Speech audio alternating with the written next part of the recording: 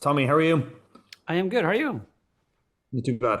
I wanted to start off and ask you. I mean, obviously, Die Hard is the kind of the touchstone for this film, and having John Leguizamo in the cast, I'm going to be talking to him after you. I'm wondering. I mean, did he have any? I guess did he have any stories from the set of Die Hard 2? I mean, working with Rennie Harlan, obviously another Scandi director. Any thoughts? Anything happened there? I'm trying to think. He had some stories, but yeah, we talked a bit about Rennie because we both know him a little bit. Who's a funny character, and obviously Die Hard 2 is. I got to mention that Die Hard 2 because that was I'm from Norway, being an avid snowmobiler. I always want to have Hmm. snowmobiles in my movies, and I feel like there's never been a great snowmobile chase. Die Hard 2 is the only movie that has a decent snowmobile action sequence. Yeah. So John had experience from that riding snowmobiles actually, but yeah, that was one of the reasons I wanted to bring him back. Was yeah, Die Hard 2 did it. We should do it too.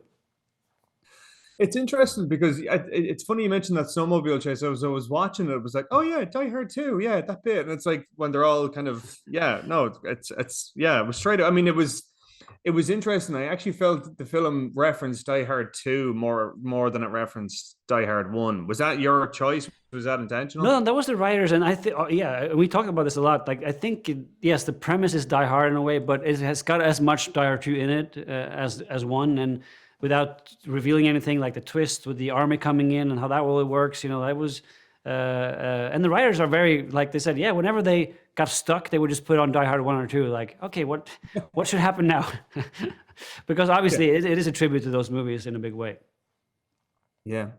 Did you find, I mean, going from Dead Snow, which was, horror comedy to this, which is action comedy, I mean, was there any kind of aspect of it that, I don't know, you felt challenging or you felt, I don't know, a little bit intimidated by, perhaps?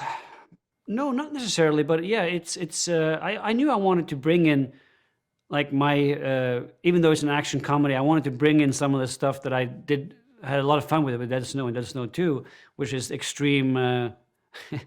Some extreme stuff that is really funny when it comes to the violence Yeah. and like the Home Alone scene and so yeah, no, there was some like, but what was new to me and what I really loved going into it was the heart of the film. Like, it felt like a Christmas movie, and Yeah. the beating heart of Trudy and Santa and their relationship. And when people leave the theater, I really wanted to feel like they're ready for Christmas.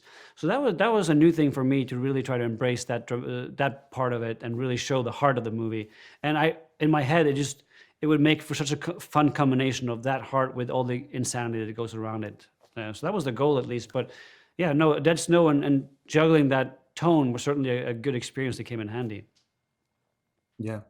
Okay, this is my final question, very briefly. What is your favorite Christmas movie that isn't Die Hard?